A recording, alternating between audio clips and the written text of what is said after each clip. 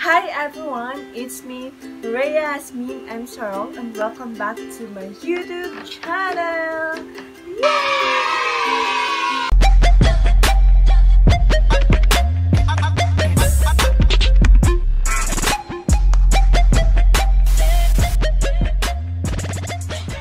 So sa video na ito is i-share ko po sa inyo kung paano po ako nagkaroon ng 1,000 gems gamit ang Laika app. Yes, narinig nyo yan, Laika app. Pag wala ka pang Laika app, mag-download ka na sa. Ayun po, lucky. At hindi lang yan, meron po akong Laika Gems giveaway! Yes! Para malaman mo kung ano ang mechanics, paano sumali, make sure na pinanood mo tong video na to until the end. So, magsimula tayo kung paano ako nagkaroon ng instant 1,000 gems in just one day. Imagine, in just one day, nagkaroon ako ng 1,000 gems. Paano ko ba ginawa yun? Last week, may Laika app ako. Tapos, parang wala ako ng pag-asa. Nilit ko yung Laika app mismo. Kasi yung mga kapatid ko at yung mga pinsan ko is sobrang active talaga nila sa Laika app. Tsaka, nag-post lang ako ng picture na isa, dalawa. I think, 3 picture. Tapos, doon, dinilit ko mga after 2 days. Kaya yun, nawalan talaga ako ng pag-asa. Kaya, Dinilit ko, ay paulit-ulit. hapon, March 10, nag-install ako ng Laika app. Alam mo ba kung bakit?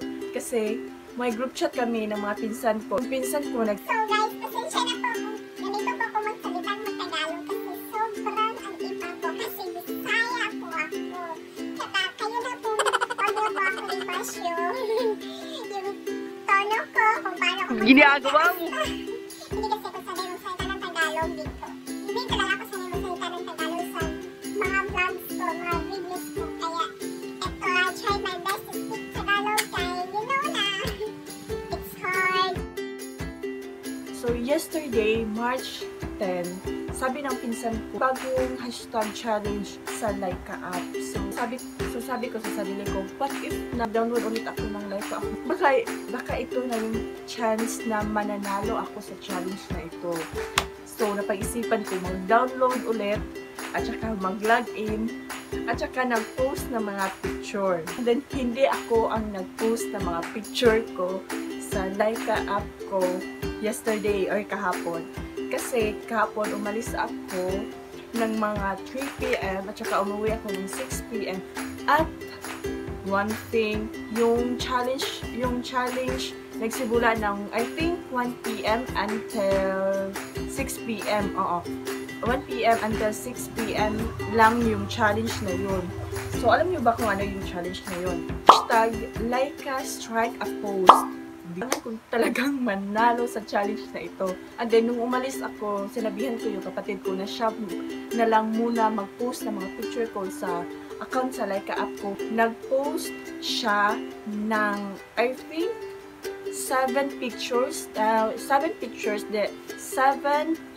8 pictures, pero the same title, the same description, the same hashtag. Then, yung announcement of winners is siguro mga 10 p.m. Then, pagka-uwi ko ng 6 p.m., sabi ko, ay, parang hindi ako kontento nung mga pinost ni ate ng mga picture ko. Tsaka, naghanap ako ng another picture, yung nag-picture kami dun sa beach. Yun yung pinost ko. Sabi ko, ay, baka hindi na to pwede kasi dapat na siya mag 6:30. So, sabi ko sa sarili ko na, what if itry ko na lang, baka makahabol pa tong entry na to.